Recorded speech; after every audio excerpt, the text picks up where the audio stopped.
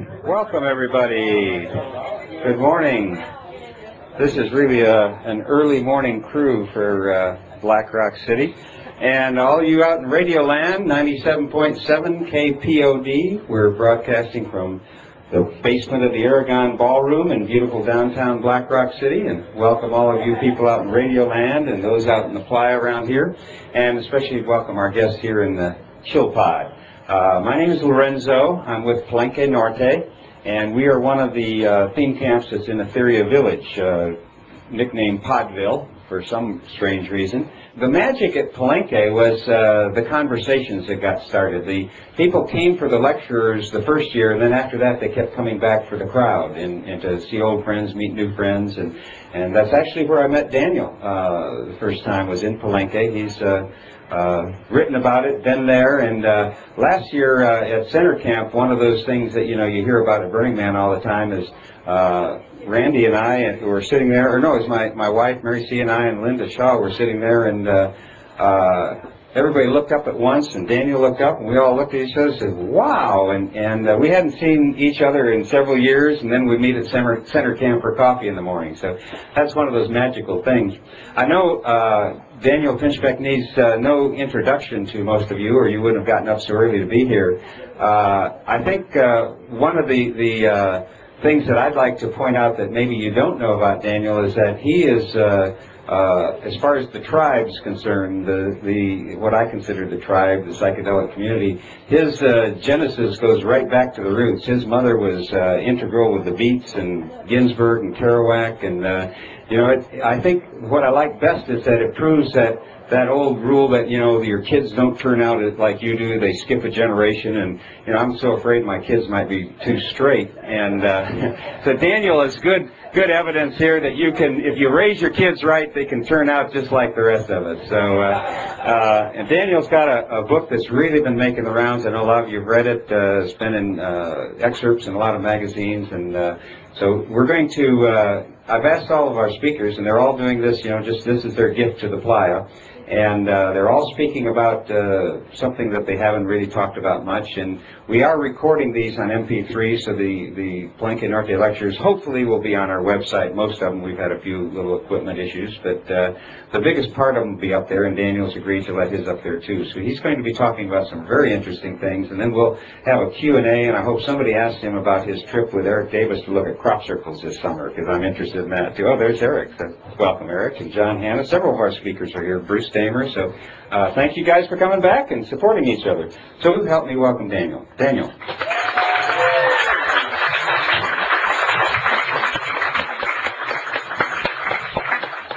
Thank you so much. I just feel so honored to be here and to be doing this. It's really exciting. And I was going to start with a quote from Rilke.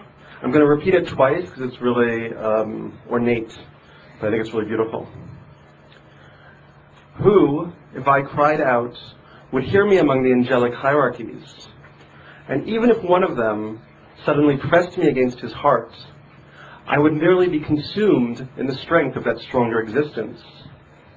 For beauty is nothing but the beginning of terror, which we are still just able to bear, and we love it because it so serenely disdains to annihilate us.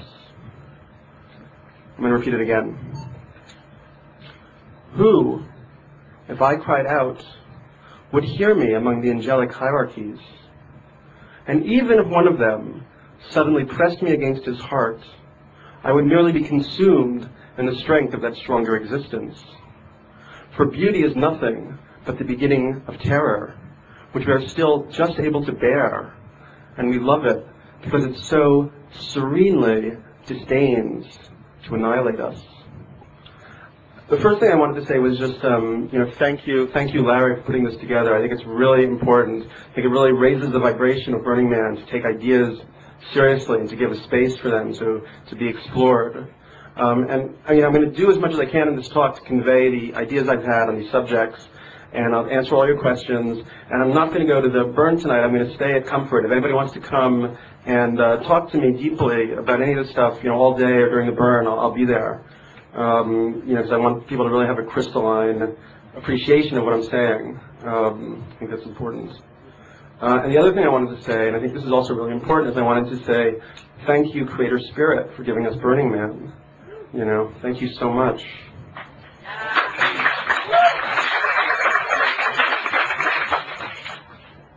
So I've been studying the crop circles, and I have this incredibly beautiful book, Crop Circle Yearbook 2002. I'm just going to pass it around, and really everybody just take a look at it and give it to the next person. Just this one on the cover, you can see it's these druidic long barrows, crop circle perfectly sighted to touch them, and then way in the background is Stonehenge. So it's kind of focusing, on the Neolithic landscape, which is a kind of sacred landscape in England, and kind of reactivating knowledge about Stonehenge and about Avebury. How many people here know what Stonehenge was used for? Well, it was used for many things, but it was used to predict moon eclipses. They could predict them to the day. So at a certain point, the priest or the shaman would go outside, and he would clap his hands, and the sun would disappear. Where it's sited, Stonehenge, there's a circle, and inside is a perfect rectangle. Along the rectangle, it sites the summer solstice, sun rising, midwinter solstice, I can't remember exactly, moon rising. Anyway, it's this perfect rectangle. If Stonehenge was one latitude above or below, it would have to have been a parallelogram. It would have ruined the geometry. Okay? It's perfectly sited where it is. It's also, I think, on the same latitude line as the Great Pyramids of Giza. It's a kind of anchoring point for the planets. My understanding of it, thinking about it a lot, is that the Neolithic people, before building Stonehenge, had a complete intuitive awareness, understanding of their relationship to the planet and the planet's relationship to the solar system and the universe. When they began to lose that intuitive awareness, they had to exteriorize it. So they had to build Stonehenge and Avebury and places like that. They did it for two purposes. One was because they knew they were beginning to lose this ability and this knowledge, so they had to do it for themselves. But they did it in such a way, with such permanence for us at this time. It's like if you go to Stonehenge and Avebury, there have been so many wars fought. Christians have chipped away at them. Travelers have taken chunks out of them. But yet there they are. They survive. They're magnificent. And they still contain all this information about the cosmic cycles. And they're keys for us to resynchronize to the cosmic cycles. So that's part of what we have to do right now. So I think a key to understanding 2012 and the dimensional shift and what's taking place is understanding time. And I read this amazing book by this guy, Gene Gebser. And he's a German philosopher.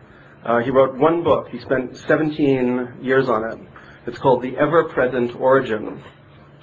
And in this book, he just looks at human consciousness. And he sees that consciousness his thesis in the book is that human consciousness does not evolve incrementally. It evolves in sudden breaks and mutations. And he looks at past mutations, and he delineates a number of them. And each different, he calls them consciousness structures. And each different consciousness structure is also a different kind of relationship to space and time. He has the archaic consciousness structure, which is kind of pre-temporal. He has the magical consciousness structure. In magical time, it's instantaneous. Things just happen like that. Then there's the mythical consciousness structure, which is Egypt, Babylon, Hindus. That's cyclicity, periodicity, duality, returning. Then we have what we're at the end of now, which is the mental rational structure, and that's linear time. And he believes that we're right now moving into a different mutation, into a new consciousness structure, which he calls the integral aperspectival. Now, the mental rational consciousness structure, I can't remember when he says it began right now, the Greeks maybe. It kind of peaked in the 15th century with perspective. And since then it's been in deficient mode. And basically we became obsessed with matter, materiality, spatial extension. Okay? We thought that's all that reality was. So we spatialized time. We said that you can have, when we talk about time, the words we use, we talk about a length of time, or a span of time, or an amount of time. But time is not a length, or a span, or an amount. It's something different. Einstein said it was the fourth dimension. Okay? What time is, according to Gebser, is intensities. It's non-categorizable. There's infinite types of intensities that you can experience. Time is a kind of vibrational matrix. So you have the archaic, the magical, the mystical, the mental rational, and the new consciousness mutation, integral, aperspectival. Integral, aperspectival, you recognize that all of these layers, previous layers of consciousness, exist simultaneously. Okay? You are simultaneously in the pretemporal origin, the ever-present origin. Okay? You are in magical, instantaneous time. You are in mythical, psychical time. You are in mental, rational, linear time. You're in all of these times simultaneously. They don't. There's no conflict there. From the integral perspective, you recognize that all of these times are what he calls veils, diaphanous veils. They're like curtains, veils, and you have that different perspective from which to live in time. So I read this book, and I was before I even read this book. Actually, I was incredibly lucky to get a chance to talk to Jose Arguelles. How many people here have read Jose Arguelles' books? So not so many. I think Jose Arguelles is very, very profound, very, very important. And basically, the thesis of Arguelles that he came up with is that the Mayans are a kind of galactic civilization that came to Earth, the classical Mayans, incarnated into the Earth at a certain point to leave the temples at Palenque, to encode into the planet this information about time and resynchronization, so that now, when we needed to have this information, we would find it. It would be there. Okay? The tomb of Paco Votan in Palenque was opened, I think it was June 15th, 1952. The archaeologists who opened this tomb, when they found it, they'd seen the whole thing before, but they found this secret tunnel, secret speaking tube. They went down into this tomb, and that's where they found Paco Votan. You've probably seen the cover of the tomb, which is this amazing image of Paco Votan kind of drifting, floating through the kind of cosmos, the cosmic tree, in kind of meditative samadhi. So they found this tube, June 15th, 1952, I think. The archaeologists said when they opened the doors to this tomb, they could feel the concentrated thoughts of the last people who'd occupied that room rushing past them and into the atmosphere. Okay? Jose Arguelles believes that those thoughts, there was a concentrated meditation, had been created in that space so that at certain points, those thoughts would rush out and begin or help to activate what Arguelles calls. How many people know about the concept of the noosphere? Okay, so some people, that's great. So the idea of the noosphere is that, and it's from Teilhard de Chardin, okay? There's, different layers of the planet. There's, kind of the mineral layer, the lithosphere. There's the water layer. There's there's the whole biosphere. There's the atmosphere.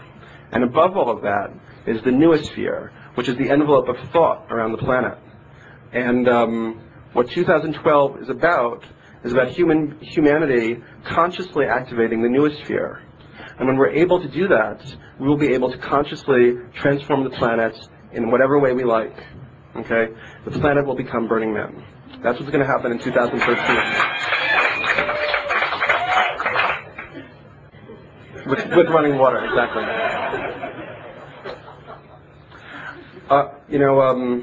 Gebser looks at the mental rational consciousness structure. What happens when the structure changes? Okay? What happens when somebody from a new mutation goes to the old mutation, okay? What happens when Cortez goes to South America? Huge Aztec empire, somewhat decadent, huge, okay? He goes there with a small group of men. In a few months, the entire empire collapses. Why? Because Cortez is a man of the mental rational consciousness structure. The Aztecs are still in the mythical consciousness structure. They can't deal with him. There's no way for them. They just collapse, okay? When you achieve the integral aperspectival consciousness structure, the mental rational consciousness structure simply disappears. Or you integrate it into all these other structures.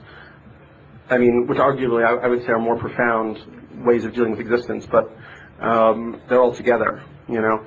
And I think that's what's happening right now. And he says that when this begins to happen, it's like the old consciousness structure, you know, begins to degrade, begins to almost like dissipate. It's like it can't be, it's not real anymore. You know, I had this experience. I was flying to Hawaii for this shamanic retreat that was so profound and beautiful, and I was so lucky to get to go on it with these amazing people.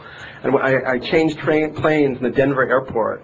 You know, I get out of the plane, the one plane, I go to the airport, and there are people running through the aisles with face masks because they're scared of the SARS virus. There are National Guardsmen carrying machine guns with their fingers on the trigger and canteens for some reason that I've never quite understood. On CNN, blaring, there is, you know, we've just gotten into Baghdad, hooray, there we go. You know, it's a dream, you know, it's the dream time. You know, it's not a reality, it's a dream. Story about, maybe apocryphal, but good enough. Somebody visited the Australian Aboriginals. He asked one of the Aboriginal shaman, you know, what is the dreaming? The shaman pointed up at a plane flying over the sky. He said, white man dreaming. I got really involved with the ideas of Rudolf Steiner, and I really recommend that people read his books and think through his ideas. He's an incredible visionary. He is just so fucking amazing, and he went so deep into his thoughts. And it's so interesting how, you know, he's been not taken seriously. We know the Waldorf schools, you know, that he founded, most important independent educational system on the planet. We know biodynamic agriculture, which he created, you know, forerunner to organic agriculture, actually more profound in some ways, okay? He would never put forward these ideas. He would wait until somebody came to him and said, well, how do you apply your ideas to education, these esoteric concepts, these crazy ideas? For me, what Rudolf Steiner is, he is a kind of modernist recapitulation of the indigenous shamanic cosmology at a higher level of articulation. Steiner said that his mission in coming to the earth during that life was to bring the knowledge of reincarnation back to the West. Steiner said that not only do people incarnate again and again, but the earth itself reincarnates. This is currently the fourth incarnation of the earth. In every incarnation of the earth, humanity has been different. Humanity has always been with the earth. Humanity exists to transform the earth on a sidereal scale, on a higher scale. We are a single organism co-evolving with the earth. Steiner describes, so one thing very interesting about this, the Hopis say exactly the same thing. They say that this is the fourth world, and we're currently passing through the transition to the fifth world. That's what 2012 is. We're in the transition stage right now. Material reality is becoming subtly less dense. Reality is becoming more psychically malleable, gently. It happens in stages. Steiner talks about like Atlantis and Lemuria. You know, we're never going to find relics from Atlantis. Atlantis was a different consciousness state. Different consciousness state is a different relationship to time and space. Next phase, next incarnation of the earth. Human beings, okay, what's going to happen? According to Steiner, the organ of reproduction, just one thing, moves from the genital chakra to the throat chakra. Okay? We start to be able to sing or enunciate beings like ourselves into existence. When I went down to the Amazon in Ecuador, I worked with this amazing shaman, Don Cesario. Tribe was 30,000, turn of the century, down to about 700 people. He's their last great shaman, holding the pure line, totally, dealing with all these hostile forces, the oil companies, the guerrillas, the drug smugglers. He's there, he's holding the pure line of the ayahuasca knowledge, okay? His singing in ayahuasca trance is so profound.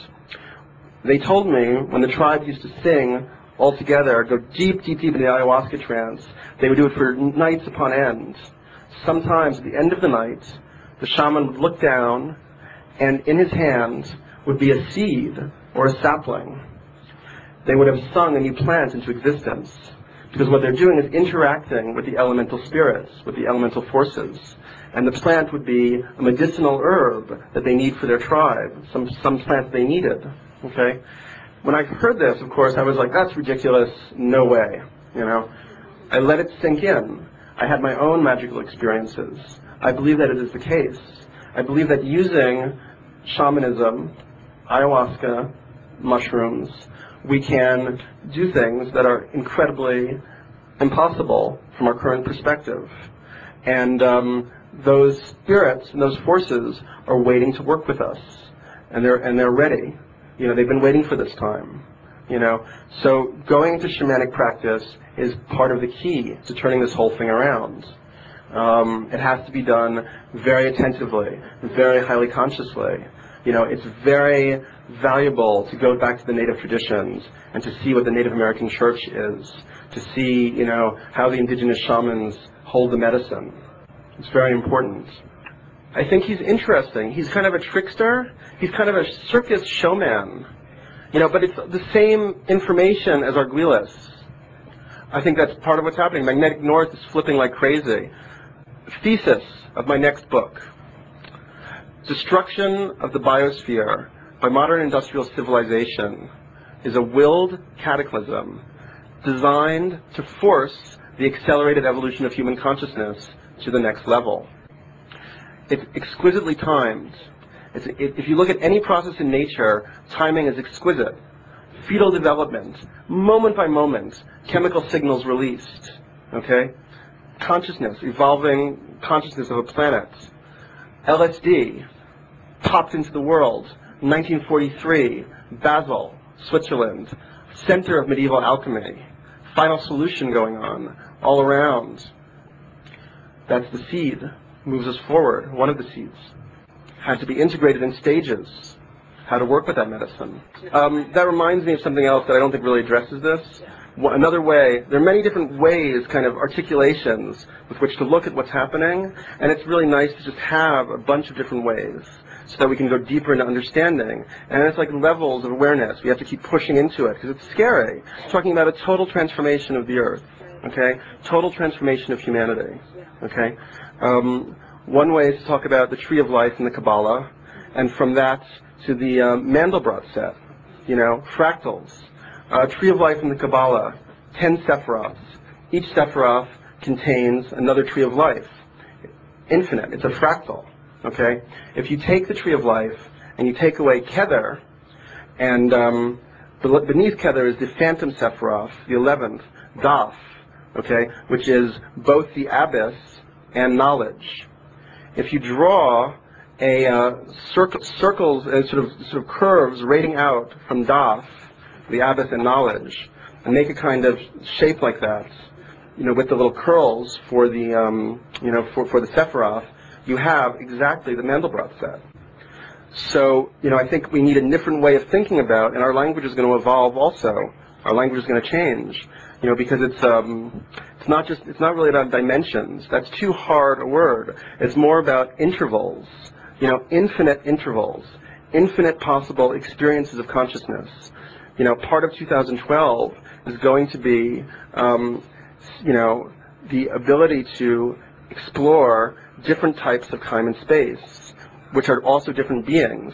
Steiner says the universe is entirely composed of beings in different states of consciousness.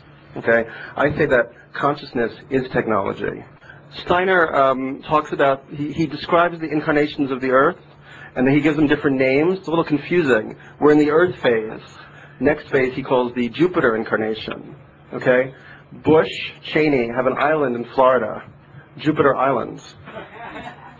That's where they go to retreat. You know, they're part of the process. It's coevolution. You know, Mars this week approaching the Earth, 60,000 years, the closest. You know, one of the nights that it came really, really close, late in the night after, you know, having enjoyed certain sacraments, I noticed that my whole body was softly vibrating. My hands were vibrating. This other woman I was sitting next to said exactly the same thing, unbidden by me. And I realized that what happened is that, you know, the solar system is a kind of a vibratory matrix, a resonant tuning system. Mars approaching the Earth, changing the vibrational frequency of the planets, making it a little materially less dense, okay, a little more psychically responsive. Materialism, materiality, first half of that word, mater, mother, okay, the evil mother, the devouring mother, the possessive mother, Kali, the destroyer, Kali Yuga, coming to the end of the Kali Yuga. Some of that Kali energy just left the planet, okay? Possessiveness, you know, no. You know, I realized I've had all these struggles with my girlfriend back in New York, and, you know, I realized that I'm just not monogamous. You know, I don't think anybody is monogamous. You know, because monogamy is based on the whole Christian thing, and it's based on trying to cling, trying to possess. You can't possess. You can't cling. You can only, all that does is impede other people's evolutionary processes. You have to fully liberate other people, and you have to, you know, just increase the love. You know, if they love somebody, you love that person. You know, that's the way it works. And I think Terence McKenna was right about this. You know, in the 60s, we had this idea of this mass transformation that didn't really work, you know, that it was going to be this total transformation through the masses, everyone's getting so amped up. No, it doesn't work like that. It's about intensification among a smaller group. Rupert Sheldrake talks about morphinogenic fields, the 100th monkey principle, okay? A certain number of monkeys on an island learn a skill. That skill is transmitted through the morphogenic field to all the monkeys on different islands, okay? Gurdjieff, 200 fully conscious people can change the nature of all life on Earth. So we don't need the mass media. What we need is, and we do need the mass media. Whatever you do to get the message out, to get the understanding out, to move the knowledge along, is all good. You know, use everything that you can. You know, there's a reason that we've developed the internet, global consciousness, the synaptical brain of the planet. It's so, as this transformation happens, we can move these ideas along at instantaneous points, you know. It's part of the process. I'm going to take that in a different direction. I just want to talk about Kant for 1 second. Steiner, philosophy of freedom, okay. Kant had the idea that we have our sense perceptions is like a net, and we can't get to the reality behind the net. It's separated from us permanently. We can't get to the things in themselves.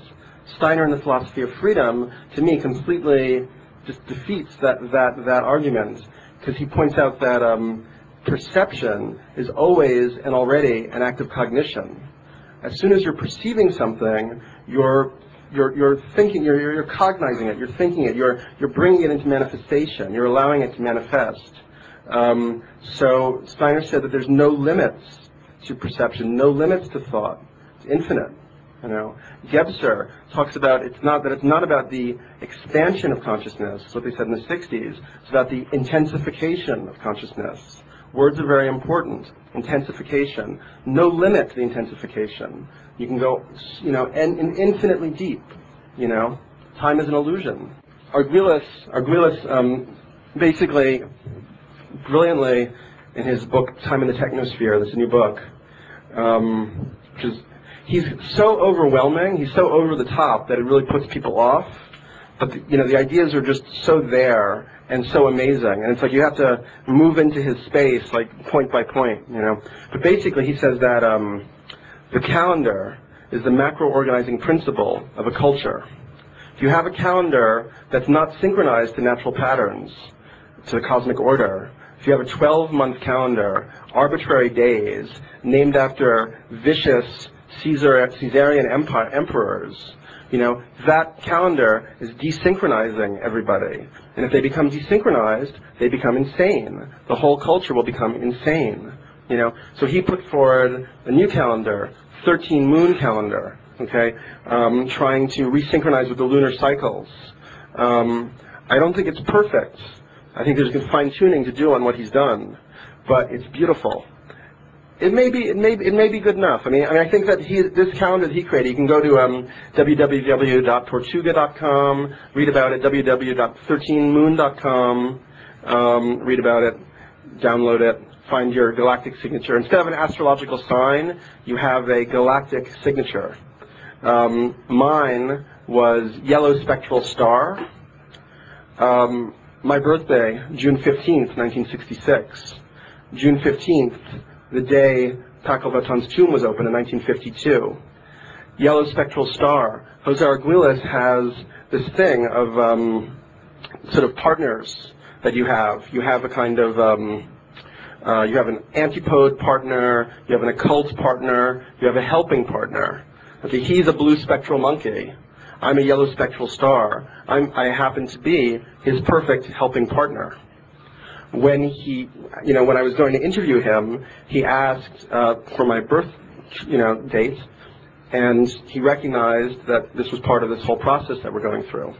You can do your own research, I can't. There's the John Major Jenkins book, Maya Cosmogenesis. This is my friend John Hoops. The Maya calendar is based on a variety of very fundamental concepts about humans and their place in the world and in the universe. And what makes the Maya calendar very distinct from ours is that one thing is that the Mayas thought in what was called a vigesimal system. That is, we tend to count to base. We can use a base 10 system, and we count to 10 on our 10 fingers. For the Mayas, the concept of wholeness was the whole body, and you have 10 fingers and 10 toes. So 20 is a complete being, and Weenik, or Weenal, is 20. So the base 20 is a very fundamental part of the calendar. Now there are two parts to the Maya calendar. One of them is a ritual calendar of 260 days, which is based on 20, and then you have the number 13, which is a very fundamental number, which is a prime number. It's a number that resonates in the cycles of a number of planets and natural processes. But the most basic calendar is one that we can trace back to about 500 BC and involves the intersection of the numbers 20 and 13. There are a total of 13 sacred months and 20 numbers. And each number, you run through 20, and then you go to the next month. So in any 260-day period, you have a number and you have a month name, and that gives that day its special quality. But that's the ritual quality of that day. There is also a 365-day real-world calendar, which is tied to the rotation or the circling of the Earth around the Sun, the orbiting of the Earth around the Sun, which is based on the same 20 numbers, but a total of 18 plus 1, 19 months. And 18 months of 20 days each gives you 360 days.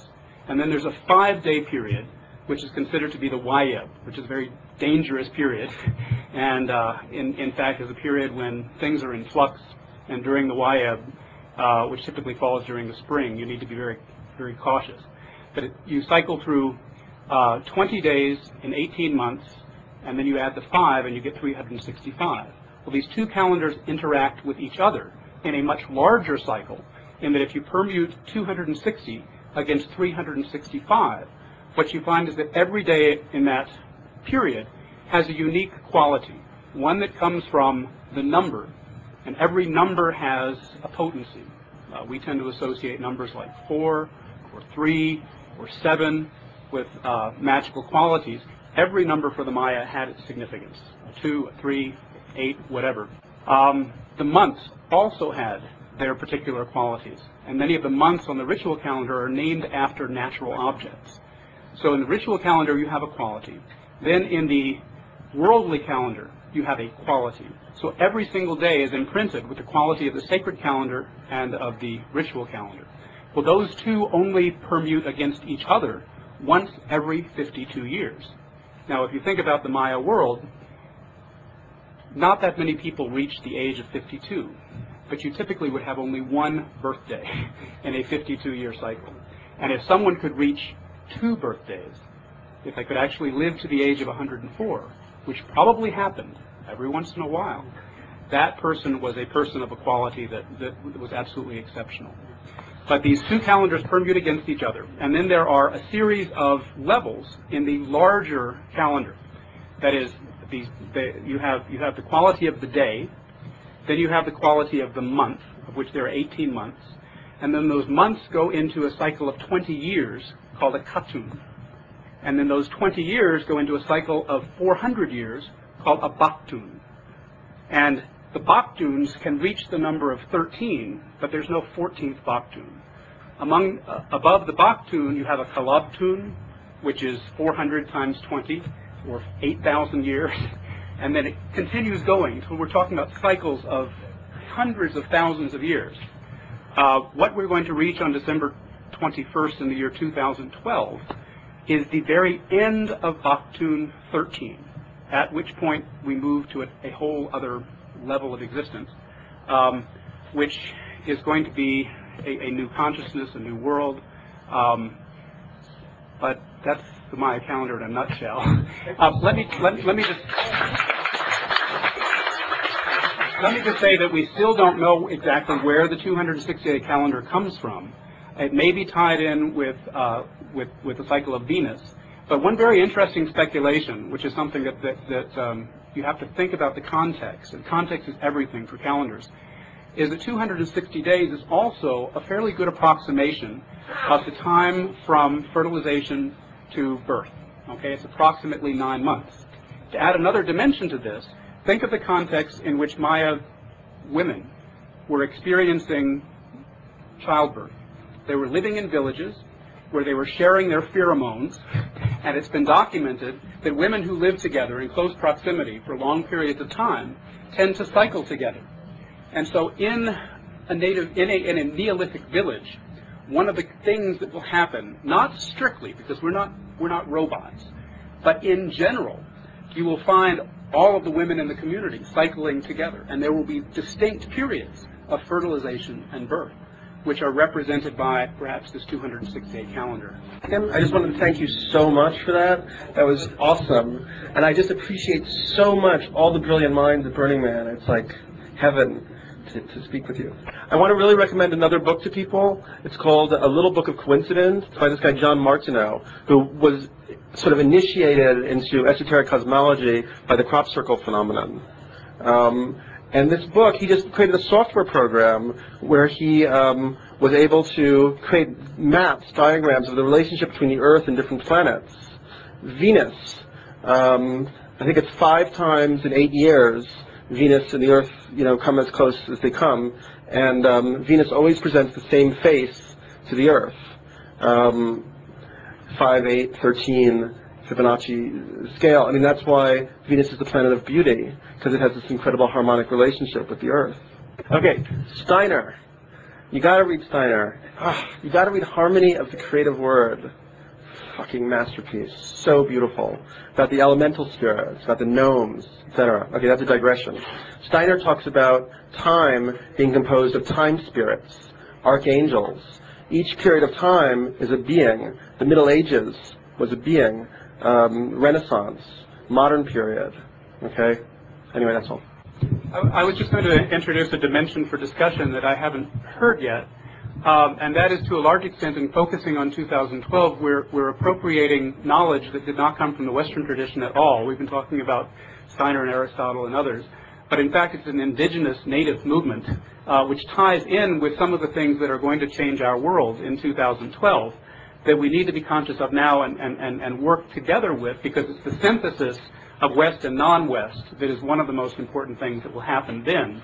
And among the kinds of things that bring it into the real world are the fact that there are social movements, such as Subcomandante Marcos's Zapatistas, who do everything according to the calendar. And people who've been watching the Zapatistas and discussing them have no doubt whatsoever that December 21st, 2012 is going to be a time when the Zapatistas, who have been moving, I mean, they're not so much a military or political movement as a consciousness movement, and they will use theater, they will use tricksterism, they will use all kinds of things to fuck up the world in major ways as we get closer to 2012. In addition to which, yet another movement called the Movimiento Maya, which is happening in Jaya and Guatemala among Maya groups, is also keyed in on this calendar. And so if you're not aware of what's happening in indigenous movements, we're kind of continuing in the wrong mode of thinking by sticking strictly with Western perspectives. And we need to get the indigenous perspectives in as well. Maybe you could speak to some of that.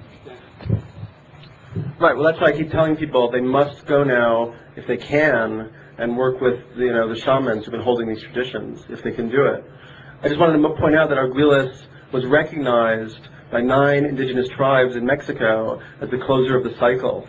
They did a ceremony for him at Teotihuacan, the Pyramid of the Sun, and they gave him this beautiful staff, incredibly well carved with all of these crystals. He is the closer of the cycle. He is the one who's taken the indigenous shamanic knowledge and updated it for the modern mind. Okay, just quickly, sort of integrating my own scientific academic upbringing with the chaotic lessons that have been coming my way.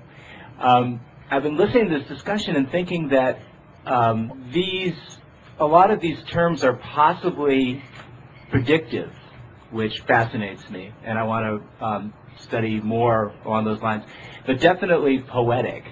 And I guess the point I'm making, and I want to hear what you think about it, is I think that if nothing special happens in December of 2012, we shouldn't be too disappointed. And if it happens in April of 2004, we should be ready. We're in the transition. And yeah, I mean, Arguelles says that the universe is an art project. It's God's art project. Time is art. And I wrote a book about psychedelics and shamanism right here, okay? I think that if you read the book, you'll understand that, what you're asking. Terence McKenna, shamanism. The universe is made of language. Of course, he was a writer, as I'm a writer. For a musician, the universe is made of music. It's true, though. Reality is storied, fabled into existence. A fantasy I have. Across America, cities, industrial wastelands, factories, warehouses, empty. Center cafes in these places, raise the vibration, introduce workshops, yoga, massage, Detroit, Pittsburgh, find the money, find the backer. Very wealthy people here at Burning Man. What are they doing with their money? Money's not going to mean anything in 10 years. We're not going to use money anymore. Arguelles thinks we're going to become telepathic. I agree with him. We're already becoming more telepathic. Well, also what Burning Man shows us is that as the individual becomes more individual, the collective becomes more collective at a higher level. I've been doing a lot of research about going and seeing a shaman and working with ayahuasca and things like that, and what I find for myself is some things sound very touristy, and some things I don't know where to look. I was wondering if you had any suggestions or what to look out for or what to look for, positive or negative. Kabbalah, basic virtue of the earth plane, discrimination. Okay? Discriminate. Go to the ayahuasca.com website. Use the internet. Read reports. Read what people say. I don't have the answers. Make your own judgments. Shamans are tricksters. There are deeper levels of shamanism. You can learn from a tacky, shitty shaman. You can learn from Carlos Castaneda, who made up, a lot of bullshit. On the other hand, paradox, incredibly profound texts. They move you. They show you things. It's a paradox, a crop circle phenomenon, a profound teaching on the nature of reality, how to embrace paradox. You've mentioned Steiner a few times, and I did a training, Waldorf training, and one of the things they talked about in there is that he suggests aligning the social studies curriculum around the times of civilizations and matching that up with the development of the students, such that they might learn Greek history or Renaissance or Reformation or Enlightenment period, depending on their level of development in their life, whether they're going through a rebellious stage when they're 12 or 13 or whatever. And I was wondering if you could further comment on the philosophy behind aligning, these ages of civilization with the stages we go through as people, and how that ties in with 2012 and things. I didn't know that about Steiner's educational philosophy. Anything that Steiner says should be considered very, very deeply. A lot of his ideas in the esoteric realm seem incredibly bizarre at first and impossible, and then you just sit with them. You don't reject them, you don't accept them, you don't believe in them, you don't cynically think they're garbage. Just hold them.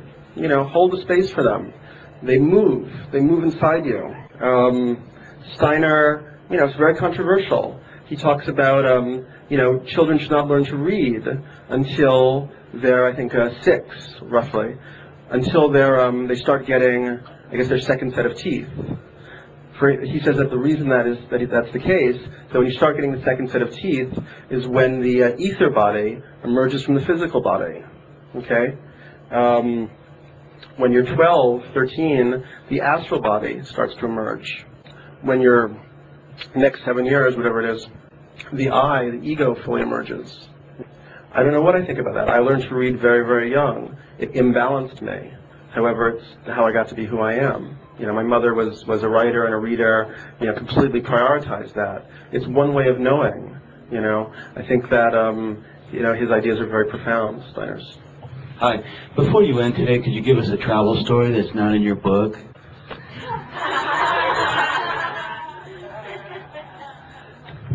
Well, did you see the LA Weekly piece? I did an LA Weekly piece, came out last week, about going down to Mexico and taking Iboga for a second time. Yeah, Iboga in Mexico. The Ibogaine Association, it's a clinic, Rosarita Beach, treating addicts. And the guy had read my book, the doctor, a really wonderful, fabulous guy, offered me a free treatment. And I had some trepidation, it's a very hard experience. And I said, all right, I want to do this again. It's been a few years. I want to see what, Iboga is going to teach me. A lot of this experience for me was, it was like interview. I had this vision of a black man in a suit, looked a little like Sidney Poitier. I was a 5-year-old girl. He took me by the hand. He led me up some stairs in his castle, the castle of Mr. Iboga. And I could ask him questions, and I would get responses. They would be like shouted, telegraphed, loud in my head. When you take Iboga, your whole head is buzzing really loudly. It's like a frequency. I think that psychedelics move you to a different vibrational frequency, so you can take in different patterns of information. Iboga is a very deep frequency. It retunes you. Okay, it's an enlightenment mind. It's like the Buddha, but it's a little sterner. It's a little harder. It's like a tough father. Fair, but very, very hard. Okay? So, I said, so Mr. Iboga, what is Iboga anyway? Answer. Primordial wisdom teacher of humanity. I said to Mr. Iboga, also, whenever you take Iboga, you're shown all of your shitty things that you do, all of your bad habits, all of your crap, in repetitive little loops. There it is. And I was like, Mr. Iboga, some of this shit is just so minor. Does this matter? Answer. Everything matters. Thought about people that I knew, shitty things that had happened to them. My own daughter, born with a small handicap. Seemed unfair. I've worked so hard to try to elevate, to try to raise the vibration of consciousness, giving everything to this. Really only caring about surrendering to the greater will and helping move things along. Okay? Answer. God is just. Okay, I usually don't think about God in those terms.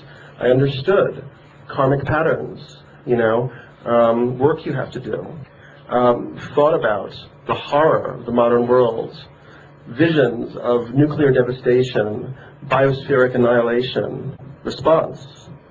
Everything is safe in God's hands. I just wanted to say I finished your book a few weeks ago. The following weekend, I ran into some people that were going to Burning Man. This is my first time. And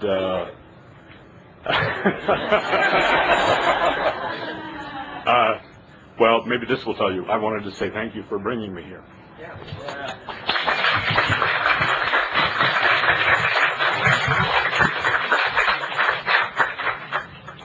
I wanted to also just give you a little bit from a T.S. Eliot poem. And I think T.S. Eliot actually, for some reason, I just sort of accidentally brought his little book of selected poems. And I think he actually had achieved, basically, the new consciousness structure. That's what Gebser says also. I didn't realize that. I didn't realize how profound he was. If you read The Wasteland, it's really amazing right now. 4 quartets. Really fucking fantastic. Is everyone having a good time here? It's fun, right? It's fun to talk about this stuff. It's fun. It's a relief. It's a relief to think through it, to understand it, you know? Diaphanous veils, consciousness structures. It's fucking beautiful. Because I do not hope to turn again. Because I do not hope.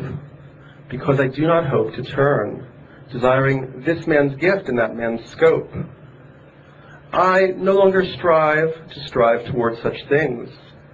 Why should the aged eagle stretch its wings? Why should I mourn the vanished power of the usual rain?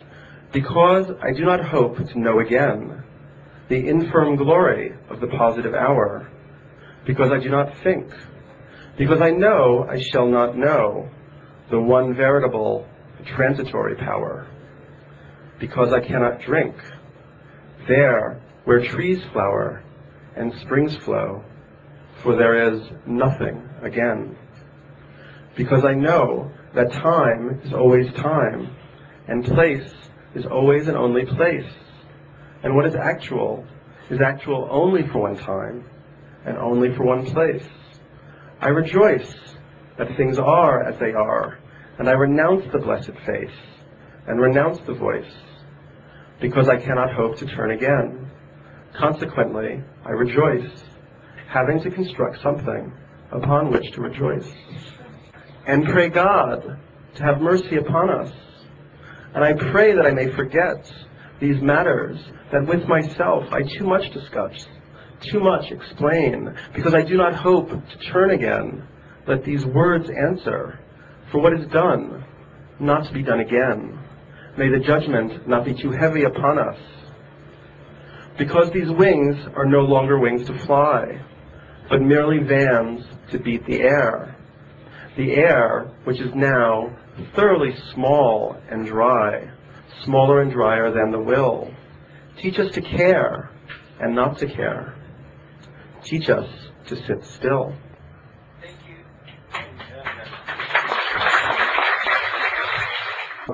Daniel.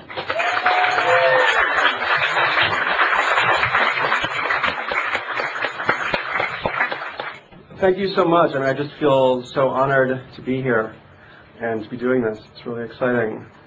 And I was going to start with a quote from Rilke. I'm going to repeat it twice because it's really ornate, but I think it's really beautiful. Who, if I cried out, would hear me among the angelic hierarchies? And even if one of them suddenly pressed me against his heart, I would merely be consumed in the strength of that stronger existence. For beauty is nothing but the beginning of terror, which we are still just able to bear, and we love it because it so serenely disdains to annihilate us. I'm going to repeat it again. Who, if I cried out, would hear me among the angelic hierarchies? And even if one of them suddenly pressed me against his heart, I would merely be consumed in the strength of that stronger existence. For beauty is nothing but the beginning of terror, which we are still just able to bear, and we love it because it so serenely disdains to annihilate us. The first thing I wanted to say was just, thank you, Larry, for putting this together. I think it's really important. I think it really raises the vibration of Burning Man to take ideas seriously and to give a space for them to be explored. I'm going to do as much as I can in this talk to convey the ideas I've had on these subjects, and I'll answer all your questions. And I'm not going to go to the burn tonight. I'm going to stay at Comfort. If anybody wants to come and talk to me deeply about any of this stuff, all day or during the burn, I'll be there. Because I want people to really have a crystalline appreciation of what I'm saying. I think that's important. And the other thing I wanted to say, and I think this is also really important, is I wanted to say thank you, Creator Spirit, for giving us Burning Man. Thank you so much.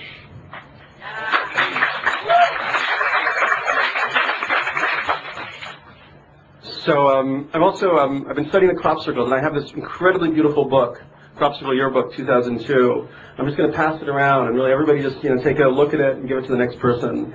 Just this one on the cover, you can see it's these druidic long barrows, crop circle perfectly sighted to touch them, and then way in the background is Stonehenge.